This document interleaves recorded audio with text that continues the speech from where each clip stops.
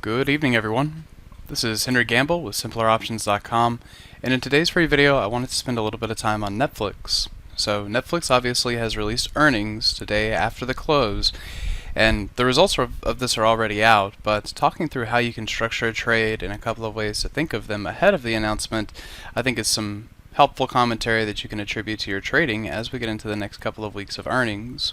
So when I began looking at this chart, some of the things that I like to see in these setups are just things you can run by yourself to see if you even have a reason to be in the trade. First and foremost, we like to see that you at least have 2 times the expected back month implied volatility. So generally speaking, we're trading here somewhere around 45 to 50, and this weekly implied volatility was up here near 105. So perfect, that fits that criteria, and that tells us that the options will be juicy enough or premium rich enough to actually try and establish some positions.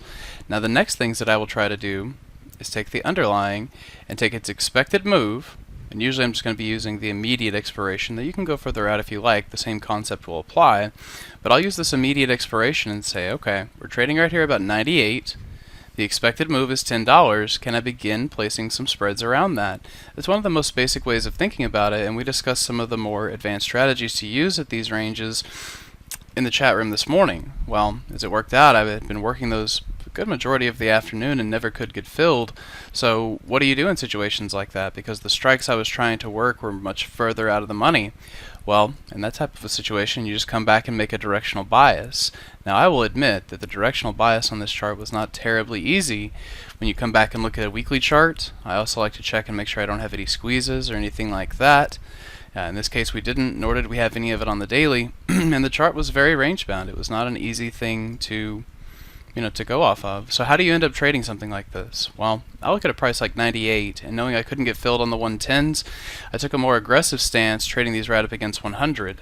You have the psychology of 100, and then you also have something like, and like I said, I do rely on this type of stuff too, where John had posted an article to Forbes some time ago. If you haven't seen this, you can just go to Forbes.com and search for his name. But it's one of the things that I find John is always so helpful in a macro type analysis, because this stuff doesn't always play out the very next day that it's published, but if you'll keep it there in the back of your mind, it's very helpful analysis. So I had that in the back of my mind. I had the idea that since I can't get filled out of the money, let's try to play it a little bit closer to the money, but then I'd like to do it with a slightly bearish stance. These types of unbalanced flies are one of the best strategies I have seen for that. I couldn't get filled on these ideas further out of the money, so I bring them in a little bit closer with the sale of the $100 call. You take in a credit on this, and you also notice how this was going for me into the end of the day. I got this one first, and then I saw the spread was moving against me just a tiny bit, so I was able to get another better fill, and then it really got carried away, and I was able to take that third at a much better credit.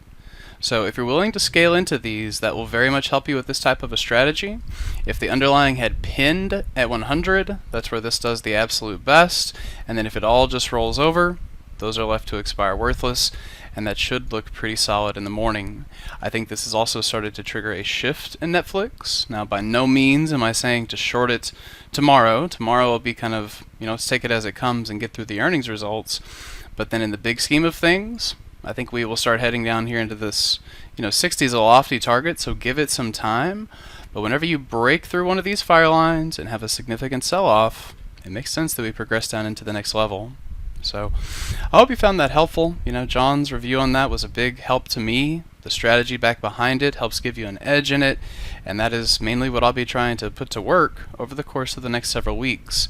If you would like to have more tips on that or follow up on how we can do these strategies in other environments, this will be a great webinar for you. So this Thursday, July 21st from 6 to 8 Central, John is back from the Caymans, and he's going to be looking at some of these earnings ideas with you, just like what we've discussed here in Netflix. So if you like those strategies, like that way of thinking, I think this will be an excellent opportunity to learn more about them, and I hope to see you guys there.